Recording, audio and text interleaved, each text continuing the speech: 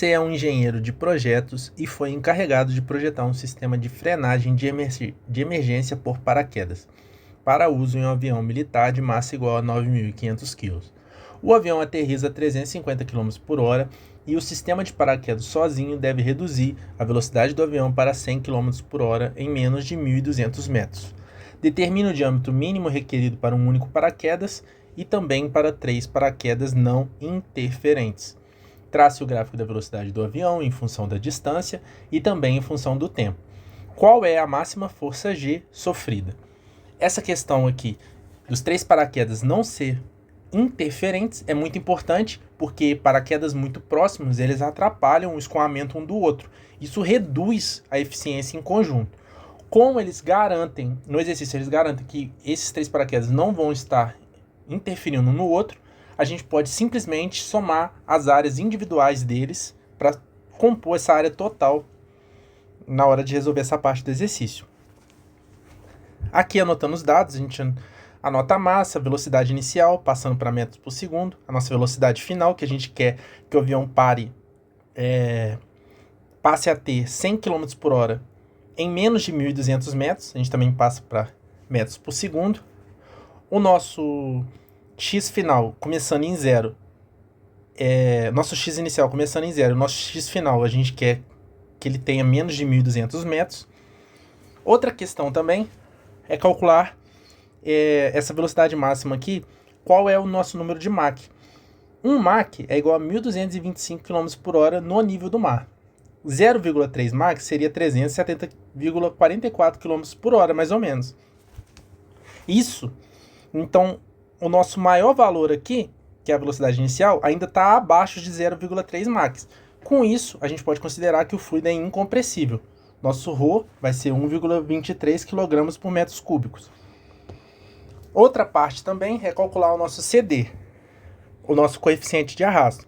Como são paraquedas, a gente vai usar essa tabela aqui, que utiliza o hemisfério com a extremidade aberta voltada para o escoamento, exatamente o desenho de um paraquedas, e o nosso CD que a gente vai utilizar é 1,42. Aqui também eu fiz um diagrama de forças, sendo o eixo X para a direita. Só vai nos importar o eixo X mesmo, a parte horizontal, que ele já no início do exercício ele já pousou, e a gente quer saber na hora que ele vai estar, ele está a 350 km por hora, a gente quer saber quando ele estiver a 100 km por hora. Vamos ter apenas a velocidade aqui para a direita e uma força de arrasto para a esquerda.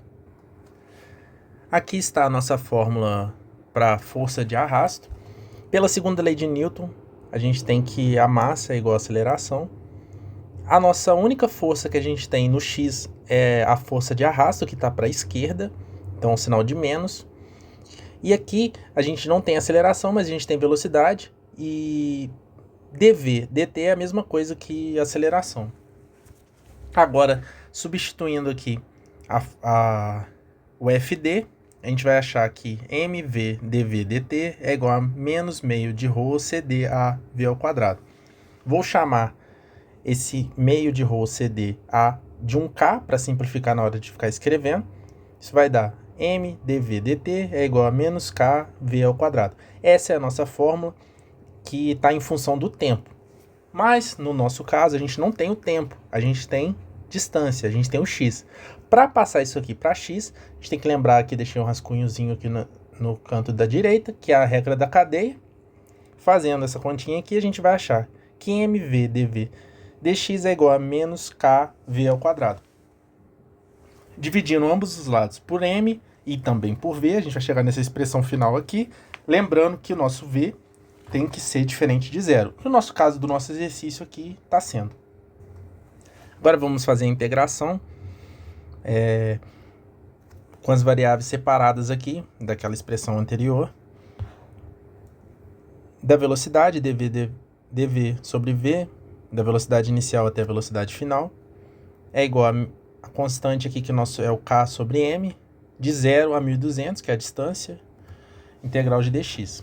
A gente vai achar essa integral que vai dar ln de vf sobre vi, e essa integral aqui vai dar x, então vai dar menos k, já coloquei x final, dividido por m. Aplicando aqui a propriedade do ln, né, do logaritmo natural, invertendo aqui dentro, a gente pode trocar o sinal aqui para positivo. Isolando o k, a gente vai ter que k vai ser igual a m dividido pelo x final vezes ln de vi sobre vf. Esse k, por sua vez, que era meio de ρ cd vezes a área, a gente substitui aqui novamente, isola o A, que a gente quer achar essa área, a área do paraquedas, a área total. Vamos chegar nessa expressão aqui. Substituindo os valores, a gente tem que a massa do avião é 9.500, a gente tem que o nosso ρ é 1,23, a gente tem que o nosso CD é 1,42 e a gente tem que o nosso X final é no máximo 1.200, vezes o ln da velocidade inicial em metros por segundo, dividido pela velocidade final em metros por segundo também. Com isso, vamos ter que nossa área total ela é igual a 11,36 metros ao quadrado. Isso para um único paraquedas. Lembrando também que tanto esse valor quanto o próximo não considera uma margem de segurança. Na prática, utilizaria um valor maior por segurança. Aqui, para um único paraquedas, a gente tem que a área π vezes d ao quadrado sobre 4, isolando o diâmetro, a gente vai achar que o diâmetro para um único paraquedas vai ser de 3,80 metros. No caso, para 3 paraquedas não interferentes, a gente vai apenas somar cada um desses paraquedas. A força de arrasto total vai ser a soma de cada um, da força de arrasto de cada um. Aqui, a gente sabe que 3 vezes a área de um paraquedas vai ser igual à área total. Com isso, a gente acha que a área de um único paraquedas vai ser a área total dividido por 3. E aí a área de cada paraquedas vai ser 3,79 metros ao quadrado. Portanto, o diâmetro de cada um desses paraquedas vai ter que ser de 2,20 metros. Para esses casos, é importante perceber também que o diâmetro não é apenas dividir o diâmetro por 3, já que o diâmetro para caso de um único paraquedas é 3,8 e para 3 paraquedas cada um vai ter 2,20 metros. Isso acontece porque a nossa área total, que é importante, ela tem que ser igual nos dois casos, ela depende do diâmetro ao quadrado. Então tem que lembrar aí que não é apenas dividir o diâmetro por 3, é dividir a área por 3.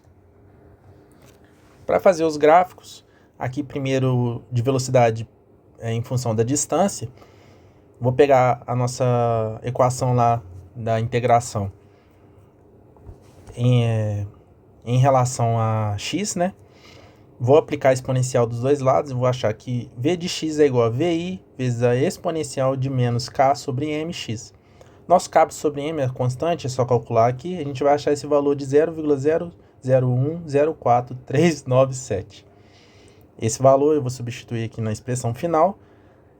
Vou substituir também a nossa velocidade inicial. Lembrando que isso aqui está em quilômetros por hora. Nosso gráfico vai ser uma exponencial negativa. Eu fiz a plotagem aqui pelo Python. A gente pode ver que a velocidade diminui exponencialmente com a distância. Isso acontece porque a força de arrasto é proporcional ao quadrado da velocidade. No início, quando a velocidade é alta, a redução ocorre rapidamente. Depois, conforme o avião desacelera, o arrasto também vai diminuir. Para fazer o gráfico da velocidade vezes o tempo, a gente vai usar aquela expressão lá do início que está em função de t. Vamos dividir aqui ambos os lados por m. Vou chegar aqui em dv dt é igual a menos k sobre mv ao quadrado. Vou separar aqui as variáveis, deixar o v de um lado, o t de outro. Vou integrar de vi até v e também de 0 até um t desconhecido. Essas integrais vai dar 1 sobre v menos 1 sobre vi é igual a k sobre m vezes o t. Isolando o nosso v de t, a gente vai ter que isso vai ser igual a vi dividido por 1 mais k sobre m, vi vezes t. O nosso k sobre m a gente tinha calculado no gráfico anterior, vezes a velocidade inicial em metros por segundo, a gente vai achar esse valor aqui, 0,1015 segundos a menos 1. Seria esses dois termos aqui. Já pode substituir na fórmula, a gente vai ter que o nosso v de t é igual a 97,22 dividido por 1 mais 0,1015t. Isso em metros por segundo. Para passar para quilômetros por hora, é só multiplicar por 3,6. Com isso, a gente já consegue achar o nosso tempo. Utilizando essa fórmula aqui mesmo, a gente consegue achar o nosso tempo máximo. É o tempo para atingir 100 km por hora. Esse tempo vai ser igual a 24,63 segundos. O gráfico, novamente, plotei lá no Python.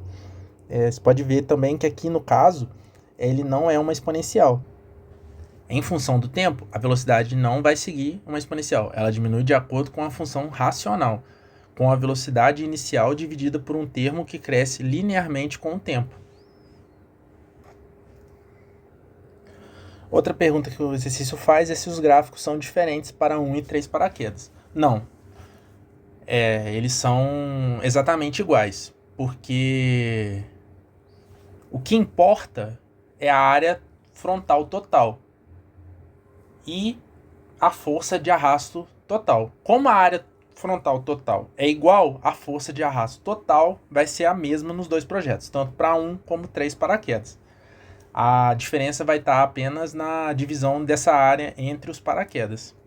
Que lá a gente tinha visto que um paraquedas ficava com uma área de um diâmetro de 3,80 metros, né?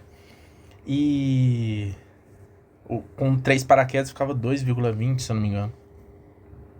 Para achar a máxima força G, a gente usa a nossa equação do movimento, que a aceleração é igual a menos k sobre mv ao quadrado. O nosso k sobre m a gente já tem.